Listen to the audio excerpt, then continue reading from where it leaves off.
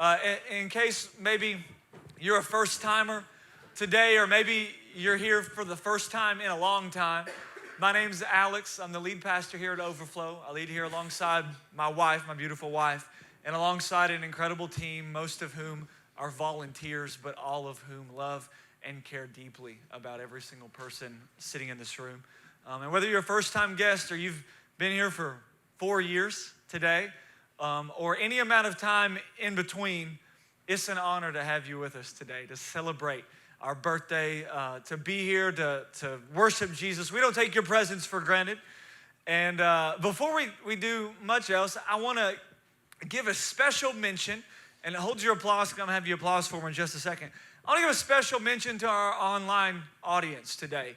I don't know if you guys know, and some of you do, some of you don't, but every single week, we have hundreds of people that tune into these experiences, whether that's live, whether that's on YouTube afterwards, I don't know, but we got a lot of people. We got people that tune in from Mississippi, from Illinois, from Kentucky, from Kansas, from right here in Tennessee. And just this past week, I found out that we have people tuning in with us here in McKenzie, all the way from Brazil. Would you guys throw that up on the screen? I had a guy contact me. He's got a friend that comes here. She comes to the second experience. Her name is Casey. She met him while she was in Brazil. He's been keeping up with this. Carlos, if you're watching right now, man, we love you. We're with you in spirit. But he reached out and just said, man, how much what we're doing here is impacting his life all the way in Brazil. And that's just a picture of the message that he sent me and a picture of some of the notes that he's taken. He's tuning in with the sermons. He's tuning in with the worship experiences. And so, Carlos, if you're there, man, we love you. And I just think it's so great, because I can only imagine the original 11 that started that thing called the Jesus movement, that turned into what you see now, that turned into Overflow Church. They started it to reach some Bethel students, but little did they know that God had way bigger plans than just reaching a couple kids at Bethel. That the result of their yes to God would not just be them touching people in this city, but now, all of a sudden, the result of their yes is them touching people in other continents, man. That's what happens when you say yes to God. So while you're giving up, keep giving it up for all of our online viewers, man. We appreciate you guys. You're just as much a part of this thing as anybody. And if you're anywhere close, I encourage you, come check it out. We want to meet you. We want to get you plugged in. We want to get you involved in the community of all that's happening here. And as I'm mentioning that original 11, I want to take a moment. And one more time, I'm going to ask you to hold your applause, because you know me. You're going to have to applaud for like 14 people every single Sunday. It's just a part of who I am. I love honoring people, showing them, love where it's deserved. But there were 11 people that came together 4 years ago that decided that God had placed a call on their lives to start this thing. And I don't think when they started it that they knew it was going to be called Overflow Church. In fact, I know that they didn't know it was going to be called Overflow Church, because it's called the Jesus Movement. But I want to take a moment and honor that group of people right now.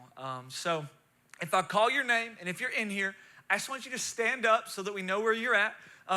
Some of these people aren't going to be here. Some of them are serving in other capacities. Some of them are working. Some of them have already moved out of state just like 2 weeks ago. So I'm going to mention some of these names, and you will not have heard some of them, and you don't know some of them, and some of them aren't going to be here. But I do want to go ahead and still show them honor and show a little bit of honor for the ones that are here. So Josh and Alicia Crawford. I know Josh is somewhere here.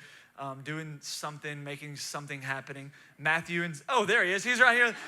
Go me. Hello, he's right here. So Josh, stand up real quick. Alicia, she'll be here at the second service. Matthew and Sarah Page, I don't know, they may be serving in another capacity right now. Matthew, I see you right back there. It's hard for me to see that far back. Tyler and Lauren Tate, I don't know if they're here at this experience. I know they will be the next experience. I wrote this stuff down so I wouldn't forget anybody. Aubrey and Dustin Doyle. I know Aubrey's probably serving in kiddos right now, and Dustin's probably on the road. Of course, Ernest and Maria, if you're watching online with us, we love you guys so much. We wish that you were here. We know that you're here in spirit. And then Miss Chelsea Butler, would you stand up? Would you guys just show a little bit of honor to this crew?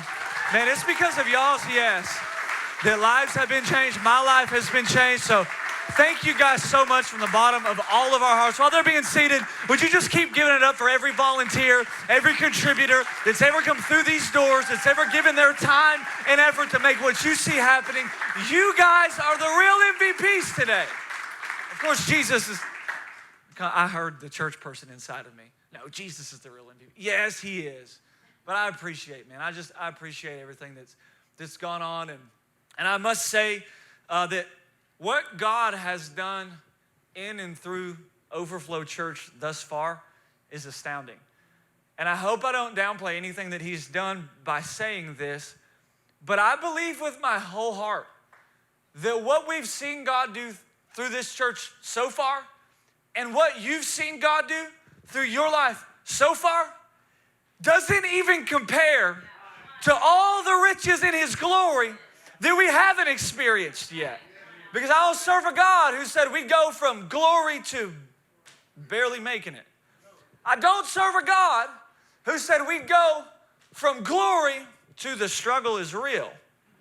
I serve a God who said we'd go from glory to glory, from glory to glory. And I know that the two, this place right there in the middle of those glories, because we go from glory to glory, I know that too has probably looked a little bit different than most people would have imagined. But I believe with everything in me that for some of us today and for some of you in here today, no matter how connected you are with this movement yet, because I believe you will be, I believe and I prophesy over your life that for some of you, you're about to walk right on past that too and right on into the midst of some glory that you've never experienced before, man. If you believe that with me, real quick, just say, I'm with you. That's just the intro. I'm excited today, man. I'm emotional right now, and I was telling them this weekend, I don't even know why I'm so emotional. I haven't even been here that long. I've been preaching here since December. I've been crying all weekend. I was telling Sam, I'm like, and I'm not crying for me. I'm crying for just y'all, for this crew, these people that have pushed, made this thing happen, man. So I'm emotional today as well. Because, none of this is it's like I can't even take credit for it. I can't. I don't have any way to, because only God can make what's happening happen, man. And I'm just about it. So y'all going to have to bear with me today. If I'm yelling and screaming and running and, like I said, getting a little bit more Pentecostal, just roll with me, all right? Because that's where I came from. Sometimes I have to let the beast out of the cage for a second and let him run. So thank you. Oh, man, you guys are just... Y'all are pulling on me right now. I can keep it coming. I like this. We're gonna be in Genesis 12 today, okay? Genesis 12. We're gonna go ahead and jump into our scripture. Genesis 12, 1 through 5. It'll be up on the screens. You guys follow along with me. This is what it says. The Lord, I love how this, I don't know why the Bible reads like this. The Lord has said, no one talks like that's so redneck. The Lord has said to Abraham, so just fast forward through that part. The Lord has said to Abraham, leave your native country, your relatives, and your father's family, and go to the land that I will show you. I'll make you into a great nation. I'll bless you, and I'll make you famous, and you'll be a blessing to others. I'll bless those who bless you, and I'll curse those who treat you with contempt. All the families on earth are going to be blessed through you. So, Abram departed as the Lord had instructed, and Lot went with him. Abram was 75 years old when he left Haran. He took his wife Sarai, his nephew Lot, and all his wealth, his livestock, and all the people he had taken into his household at Haran. And he headed for the land of Canaan. And that's it. The title for our message today, it was inspired by a well-known American singer, songwriter, author, poet. In the 60s through even the 80s, he was probably one of the most influential voices in pop culture. He's got 11 Grammys. He's got a Globe Award. He has an Oscar. He's been given a Presidential Medal of Freedom, and he's even been awarded the Nobel Prize for Literature. And if it wasn't enough, our very own Dylan Crawford, Josh's son, is named after this guy. Do we have any Bob Dylan fans in here today, just by a show of hands? If so, you're going to enjoy the title of this message. You're going to enjoy where the inspiration for some of this came from, because The song that this came from and the title of our message today is this: The Times They Are A-Changin'. Some of you knew where we were going when I said that. Now, I will say this though, it's not just the times they are a-changin', it's the times they are a-changin' part one. I started writing this real quickly. I figured out that there was a lot I wanted to say. There was a lot I felt like God wanted to communicate, and I was not about to try and do that to you in one sermon because we'd be here for a little bit. I'm long-winded as it is, and so I just went ahead and made the executive decision that we're gonna break this sermon up into two parts. We won't call it a series, we'll call it two parts because two isn't enough to make a series out of it. So today, the times they are a-changin', part one, the truth about change. Now, the title is ironic because our experience times are literally a-changin' very soon. I appreciate that. They've been at 9 and 10:30. They're going to 9 and 11. So that they're really, the times are literally changing. But that's not just why. That's not the only reason that I did this. It's not the only reason I entitled it with this. There's been a lot of changes that have been happening in and through this church for the last couple weeks and months. And there's going to continue to be a lot more changes that are happening, changes within our culture, changes within our teams, changes locationally. At some point very soon, hopefully, changes that are happening. And I want to go ahead and say thank you for jumping on board joyously with all of the changes that are in fact coming. But that's not the only reason we're talking about this or that I've titled it like that today, because if you think about it, birthday parties are for celebrating one thing, and that thing is change. When you celebrate a birthday party, you're celebrating the fact that you've changed from one age to another age. And when we celebrate us changing from one age to another age, we kind of are also celebrating the changes that have taken place throughout that year.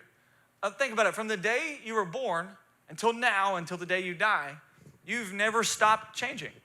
Even the food that you eat, right? You started off drinking milk, then you went to baby food, then you went to grown-up food, and even, when you hit a certain age in adulthood, your taste buds change again and you start craving things that you never craved before. Our bodies go through immense changes. Some of us, from the time we were born, obviously, we've grown this way. Some of us have grown, not calling any names, some of us have grown that way. Some of us have grown this way. Some of us put some muscle on. Not even just our bodies, even our minds. Think about it, how much you've learned, how much your personality has developed throughout the years, how many memories that you've made. And that's kind of just how life continues to go. Just constant change over and over. And even for most of us in here, if you would think back to the last 1 to 3 years of your life, you've probably gone through some massive changes. Maybe you've moved to a new state or a new town. Maybe you moved to a new house. Maybe you've lost a job. Maybe you've lost a loved one. And if you have, of course, we're here for you. Maybe you've got a new job. Maybe you've had a baby. Maybe you've gone to a new school. Maybe you've gone to a new church. Maybe the changes that have taken place at this church have affected you in huge ways. And I couldn't possibly name every situation, but it's highly likely that no matter who you are, even in just the last few years of your life, you've probably experienced some dramatic change. Sometimes those changes are due to other people. Sometimes they're on our part. Sometimes they're completely natural and there's nothing we can do about them. But right now, I'm not really worried about how these changes occurred. Right now, I'm just communicating a truth about change. And the truth about change is this: whether that change is for good or bad, change is inevitable. Change is inevitable. If your life hasn't been interrupted by some big change in a while, well, buckle up. Get ready. Because the truth is, it's probably coming quicker than you realize it. Like it or not, change is coming, and it doesn't always knock. It's just a rhythm of life. Things change, life change. Our situations, they change. David, in the Psalms, thousands of years ago, noticed that change is always taking place, and he writes about it almost poetically in Psalms. Let's look at Psalms 103. Psalms 103:15. This is what David said, kind of communicating to us a little bit about change. He said, our days on earth are like grass, like wildflowers. We bloom and we die. Now that's intense, but he's communicating change here a little bit. You know, like one season of our life, we're thriving, we're doing everything, we're blooming, we are blossoming. But in another season of life, it may not feel like that. It may feel like we've died. It may feel like nothing's happening for us. And then if you keep reading, and you read on down to Ecclesiastes, we find Solomon, David's son, who was at one time considered like the wisest person to ever walk the earth. We find him building on his father's thoughts. Look at Ecclesiastes 3, 1 through 4. This is what it says. This is Solomon. He says, for everything there's a season, a time for every activity under heaven, a time to be born and a time to die, a time to plant and a time to harvest, a time to kill and a time to heal, a time to tear down and a time to build up, a time to cry and a time to laugh, a time to grieve and a time to dance. We find Solomon describing with even more detail the inevitable seasons of change that are coming to our life. Change is coming. One day that kid's gonna be wearing a diaper.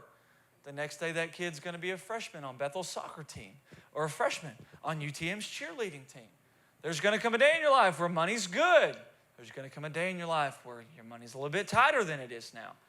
The way our church looks now, with our leaders and the faces and even the experience itself, it's probably gonna look a little bit different at some point in the future. I'm not saying that like I'm on the track to making it different. I'm just saying that's what time does. Things begin to look different over time. Things in your life will change, hopefully for the better. But either way, whether for positive or for negative, the truth is change is inevitable. The only promise I can make you concerning change is that it's guaranteed. You can't pray it away. You can't run from it. Sometimes change occurs because of you. Sometimes it's because of other people. Sometimes it's because of the devil. Sometimes it's because of God. Sometimes change is for the positive. Sometimes it's for the negative. And maybe right now you've already endured change. And maybe you're going through some change right now. And whether you've expected it then and whether you're expecting it now, the truth is change is coming soon to a theater near you. Whisper this like you're in a horror movie. Look at someone, just say, change is coming. One more time, change is coming. Change is coming. It's coming to you. It's coming to your family. It's coming to your life. It's coming to your finances. It's coming to your walk with God. And for some of you, change has arrived. And when we find Abram in this story, that's exactly what's happening in his life. Change has arrived. He's experiencing some changes in his life that he never saw coming. God has approached him and asked him to leave his family and his friends and everything that he knows behind. And I find it eerily similar to the same way that Jesus approached some of his disciples in the beginning. I find it similar when Jesus approached Peter and Andrew and he asked them to put the fishing poles down and to follow him instead. And when he approached Matthew at the tax collector's booth and he beckoned him to leave tax collecting behind and to come be a disciple. See, on the surface, the changes in our lives and the changes in the lives of Abram and these disciples, sometimes, they seem great. Like, of course they seem great. God's doing something new and something fresh in their lives. And we see changes like this, and our first, reaction is like, God, do that for me. Bring that kind of change in my life. I want that. We start looking for it. And we start kind of expecting that. And not all changes are crazy. Not all changes are out of the blue. There are some changes that we look forward to in our lives.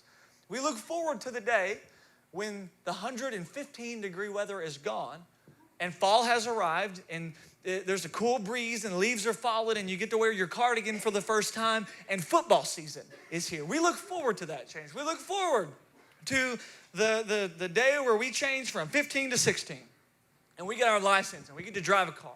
We look forward to going to college. We look forward to getting married. We look forward to the change of having children. We look forward to having money for the first times in our lives. We look forward to fulfilling our dreams. And at some point in our life, I'm not there yet. I'm not there for a while. We look forward to the moment where we eventually get to retire. And see, the thing about change is this, is while on the surface, these changes that I just mentioned, most of them seem obviously great. What we forget to consider sometimes are the parts of these stories that Scripture doesn't communicate so well, right? And that's the truth that a lot of times change is really hard. It's not as easy. It's so easy to read about Abraham leaving and doing this. And it's like, it's awesome that God's called you to do wonderful things. Abraham, I'm happy for you. But don't neglect the moment where you're going to have to leave some friends and family behind to do that thing that God's asking you to do. And I don't want you to forget about all the years, the 25 years where God's promise wasn't coming through and God hadn't done his part yet. And I don't want you to forget about the moments where financially you may not be as secure as you were at one part in your life. See, I know we're ready for the summer heat to end, but it's good to remember that on the other side of that heat are the 10-degree days where you have to go out and start up your car and scrape ice off your windshield. And we have storms, and our heat bills are ridiculous. I know that I was ready to drive my car. I'm not sure if I was ready to pay my insurance and to pay for my gas bill and to get my tires changed and to get my oil changed and to get my car fixed every time that it messed up. I know you're ready to have a little bit of cash and to get that debt paid off. But are you ready to put in the kind of work that that's going to take? Are you ready to budget? Are you ready to say no to that outfit? I know that we got some people in here that are ready for that Facebook status to change from single to married, because then you get to do what married people do. Shout, somebody. It's good. I mean, for real. But are you ready for the tough moments of marriage? Are you ready to prefer somebody else's wants and needs above your own? Are you ready to apologize? That's the toughest one. Are you ready to not always have things your way? See, I say this because even the best changes are hard. Almost every time, try changing your physical appearance. Going to the gym, hard. Eating healthy, hard. Doing it consistently for years, hard. Really, really hard. I guarantee you that the original 11 who were so ready to change Mackenzie forever, they were ready. I guarantee you they didn't realize how hard it was going to be. I promise you they didn't realize the amount of time it was going to take, the amount of money they were going to have to put into it, the amount of personal sacrifice that was going to come along with that, and the people that would leave along the way. Chelsea said it perfectly like 2 days ago. She said, this is why we got to celebrate like this. We can't miss a day to celebrate this, the fact that we're 4 now. Because there was a point in time in this church's history where I'm not sure if anybody was certain that we were going to reach year number 4. Change is hard. It's really hard. Even the changes that we choose are really hard. Don't even get me started on the changes that life chooses for us. Talk about tough. But even though change doesn't always come easy, I find that a lot of times, even with the hardest of changes, if you look for it, there can be a silver lining found, okay? Because most of the time, hidden, usually somewhere out of your present eyesight, hidden somewhere deep beneath the rubble of the difficulties that accompany these changes in your lives and in your marriage and in your walks with God and in your church and your careers, hidden beneath all of that, you might surprisingly find blessings. Blessings that would have never happened had those changes not come. Had you not gone through the breakup, you wouldn't be with the person that you're with now. It's not that God wanted that to happen, wanted you to feel that, but he works everything out for your good. Had that not happened, then where you're at right now wouldn't have happened. And see, I'm getting ahead of myself because this is kind of what we're talking about next week. So I'm going to move on from this because I want to talk about the second silver lining of change. The first one being blessings. The second one being change kills complacency. Change in your life, it helps keep us from getting stagnant. It helps keep us from becoming dry and irrelevant. Change keeps you moving forward. It keeps you constantly dependent upon God and whatever you're doing. Change keeps you healthy. It keeps you up to date. So what I want to do is, real quickly, I want to read to you some lyrics from the song that inspired this message, Bob Dylan's "The Times They Are A-Changin'," because I believe that they embody the next part of what I'm about to say here in this message. These are the lyrics. He says this, and I want you to pay attention because this is going to be a word for somebody in here. He says, come senators, congressmen, please heed the call. Don't stand in the doorway, don't block up the hall, for he that gets hurt will be he who has stalled. The battle outside raging will soon shake your windows and rattle your walls, for the times they are a-changin'. Come mothers and fathers throughout the land, don't criticize what you can't understand. Your sons and your daughters are beyond your command. Your old road is rapidly aging.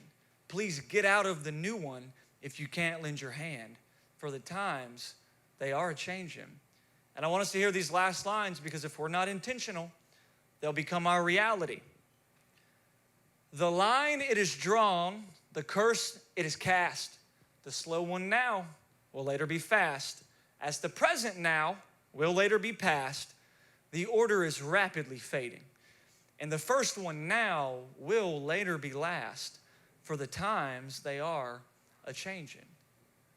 See, even though change can be really hard, and we cringe a lot of times at the thought of change in our life, if we don't want to miss out on the fullness of what God has for us, and if we want to reap the benefits of change that come packaged alongside the difficulties of change, then first, we got to stop running from change, and we got to start embracing change. You got to embrace change. God told Abram, he said, Abram, I want to make you, little Abe, into a great nation. He said, Abe, I want to grow you. And now, Abe, he's impressive because he doesn't doubt God one time through the process. He just trusts God and he embraces change. And you know what happens when he embraces the change? God grows him. He grows little Abram and his little wife and his little farm, and he grows him into Abraham, the father of many nations, the Jewish patriarch, the father of our modern day faith, the man who the Bible would call the friend of God. And just like God grew Abe into Abraham, he wants to grow you too. But you need to know this. When you stop changing is when you stop growing. And I'm going to say it again because I want it to go deep for somebody in here. When you stop changing, you stop growing. When you stop embracing change, you refuse to embrace growth alongside with it. That's why you got to decide today that change isn't an option. That change isn't going to knock you off course, and it's not going to take you out, because sure, change is hard, but you're just going to have to do it anyway. Say that. Say, do it anyway. You can't run from change. You got to run to change. You got to embrace the new. And you got to be willing to embrace the uncomfortable, because that is the only way that your walk with God is going to grow. That's the only way you're going to thrive. That's the only way you're going to become who it is that God wants you to become, is if today you learn right now and you decide right now to start embracing change. See, I know this message probably isn't spiritual enough for somebody in here. I know you're sitting out there and you just want to go deep into the things of God, and you want me to pull out some insight from a verse that you've read 1,000 times and you've never gotten that from the verse. But wouldn't it be great if a message that we heard on Sunday actually impacted our Monday through Saturdays?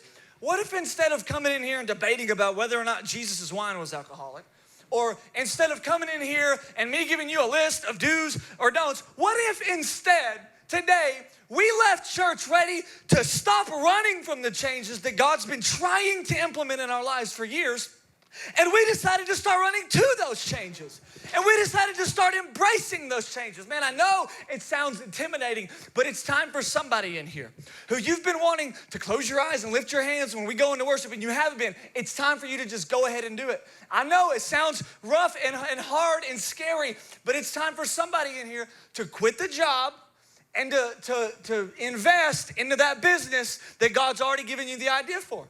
Now, say, I know for some of you Christian guys in here, this one's gonna sound scary and intimidating too, but it's time for somebody to quit wishing that you were with that girl, and it's time for you to go shoot your shot and ask that girl out on a date. It's time for you to do what it is that God is asking you to do. And I can't hit everything in here today, but what are the changes that God's asking you to do, that you need to start doing? Because until you begin embracing change in your life, then you'll never grow. And you'll never become who it is that God wants you to become. It's why we do so much of what we do as a church. It's why there are certain things that aren't priorities to other churches, but are priorities to us. Our volume, our energy, the amount of praying that we do, our teams, the lights, the haze, our over-the-top guest team. See, we get knocked for some of that stuff sometimes because for other churches, that may not be a priority, and that's okay? Because they have a specific mission, and they have a specific people, and for one generation, none of that made a difference. But I don't know about you, but I want to reach my generation. I want my friends to have an encounter with God. I'm believing for my generation who is bound in insecurity, and bound in pornography, and bound in addiction, and bound in lust, and bound by divorce. I'm believing for that generation to have an encounter with the God who can set him free. And I make you the promise today that I will always do whatever it takes. I will do anything short of sin to ensure that that happens, because whatever's happening in church right now obviously isn't cutting it. But I'm ready to change. I'm ready to grow. I'm ready to do whatever I got to. Is anybody with me today? Do we have anybody out there who's ready to? I can't even hear you right now. Are you sure? Come on. If you're in here, you're with me. I want you to stand up on your feet. If you're ready to change, if you're ready to grow, if you're ready to keep embracing God, if you're ready to reach a generation, I want you to lift your hands and I want us to sing for just a moment. God, this is who we are. We're here. We're ready. We want to change. We're ready for all that you have for us. God, I pray you begin to pour out your spirit on us. I pray you begin to inspire change in our lives. We thank you, God. We don't want to be stagnant. We don't want to be dry. Come on, let's sing this together.